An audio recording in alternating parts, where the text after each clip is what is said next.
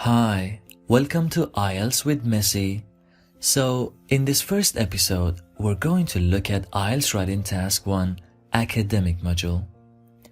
In particular, we'll look at its different variations and how to write a well-structured introductory sentence. So, are you all ready? Let's get started.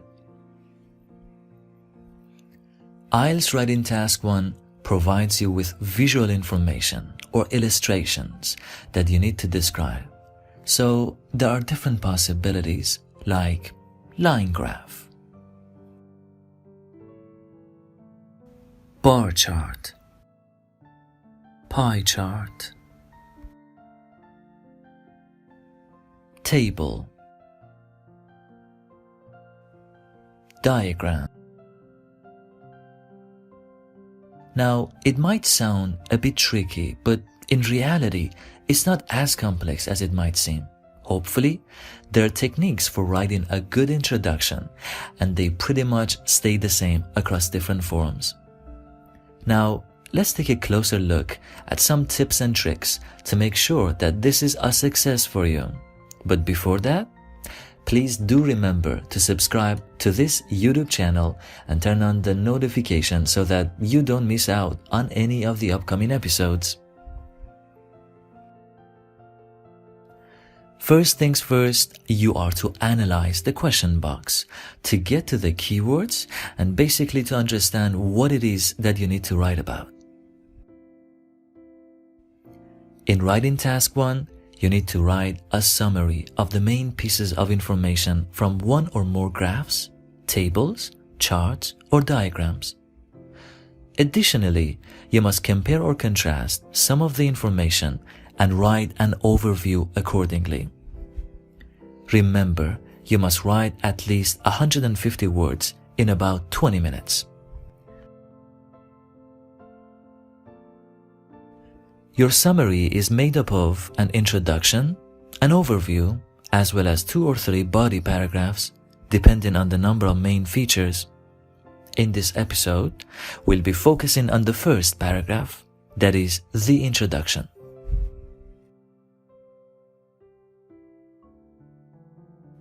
Make sure to follow this strategy to improve your score. First, state how the information is presented. Is that a line graph, a table, or a diagram, etc.? Secondly, explain in simple terms the purpose of the graph using your own words. Always remember that you will get higher marks on the exam if you make use of your own words, not the ones in the writing task. Lastly, you are to express the particular time period mentioned in the information. Your introduction is to be kept as short as this. A single sentence or 2 would suffice.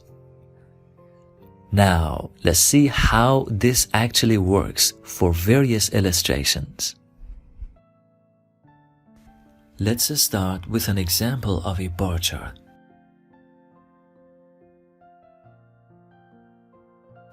The first thing you need to do is to read the task as carefully as possible.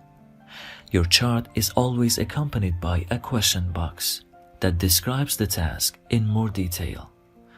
So let's go through our question box word for word. The chart below shows information about the problems people have when they go to live in other countries.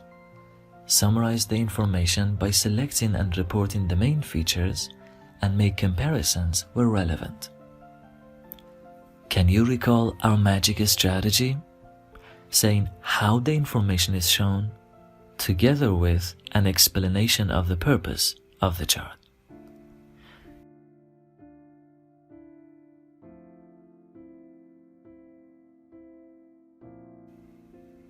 Notice that our bar chart presents the information using colors, words, and numbers, but that colors are not to be mentioned in our summary. In this case, colors are used to classify problems people have when they go to live in other countries. What is more, it is evident that such problems are of different extents in different age groups. This means that we also need to make frequent references to figures and units of measurement. In this example, figures are presented in terms of percentages, also to be noted in our summary. What is also important is the fact that no time period is specified in our data. This usually means that the figures serve as general estimates of what is likely to occur at any given time.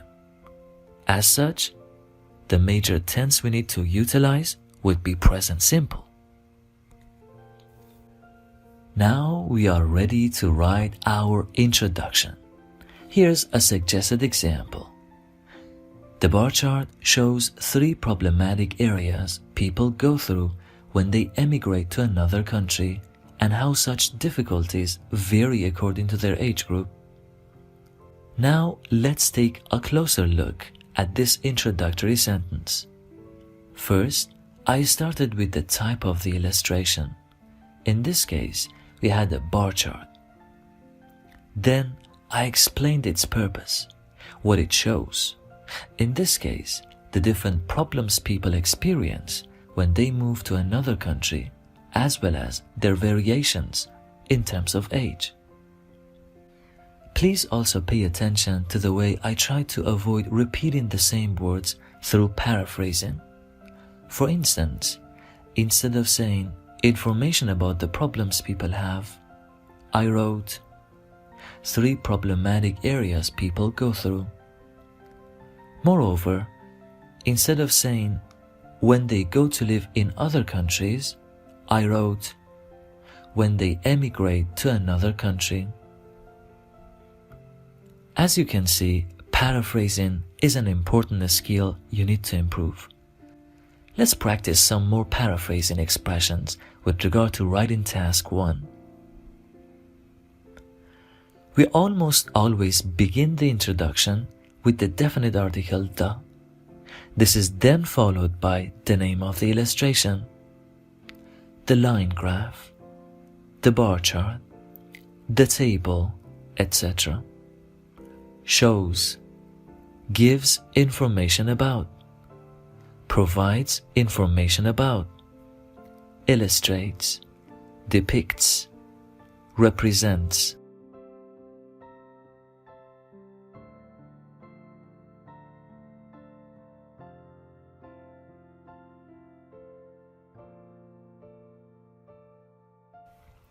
Apart from the initiating expressions, you could also take advantage of countable, uncountable noun phrases. For example, instead of shows the number of students, you could write shows how many students. Or instead of represents the amount of, you may write represents how much.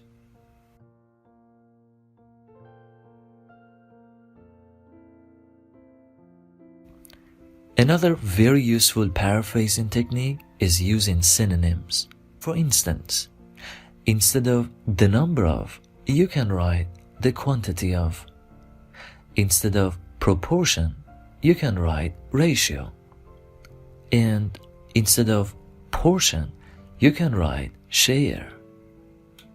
You will definitely find this technique very useful. However, finding accurate synonyms is sometimes easier said than done. That is when another technique comes in handy. At times, you can change the part of a speech of the intended expression as an effective means of paraphrasing. For example, instead of their variation, you can write how they vary. Instead of its production rate, you could write the rate at which it is produced. And instead of prospects for promotion, you can write prospects for getting promoted.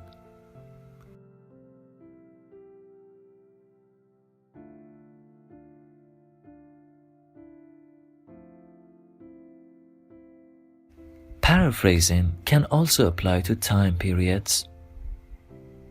Some of the common ways to paraphrase time periods are listed below. From 1990 to 1995, between 1990 and 1995. In 1990, in the year 1990. In 1990 and 1995, in the years 1990 and 1995. You can also make use of the following expression, over a 5-year period. However, this requires further elaboration as the particular time is not specified. Now let's analyze one more example to make sure that you've learned everything. Here's another example. This is a pie chart. In order to be able to come up with a well-structured introduction, we need to peruse the question box very carefully. The chart below shows the world's energy use in 2010. So let's see what a good introductory sentence looks like. The pie chart illustrates the world's use of different forms of energy in the year 2010 and provides a breakdown of the consumption of renewable energy. Let's go through it one more time, paying attention to the tips we have covered so far. To begin with, we need to examine whether it follows our magic strategy.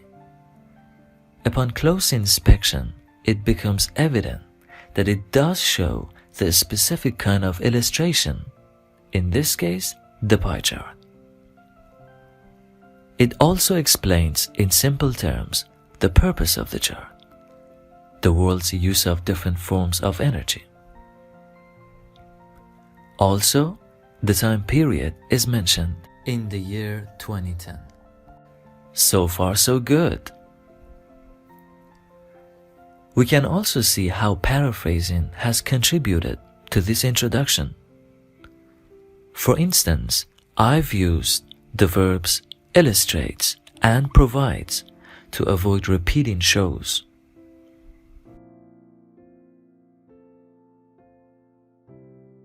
I've also replaced the world's energy use with the world's use of different forms of energy. Also, I've replaced in 2010 with in the year 2010. I would also like to draw your attention to the way I've used additional information from the chart to provide a more elaborate introduction. In the chart, we can see a list of different forms of renewable energy. Using the coordinator and, I've made sure that this important feature is also included in my introductory sentence and provides a breakdown of the consumption of renewable energy. As you can see, you need to pay attention to not only the question box, but also the chart itself and include what might be missing from the stem of the task in your introduction. Alright then, that's it for now. I believe next time you can do pretty much better at writing an introduction for your IELTS Writing Task 1. I've truly enjoyed creating this video file.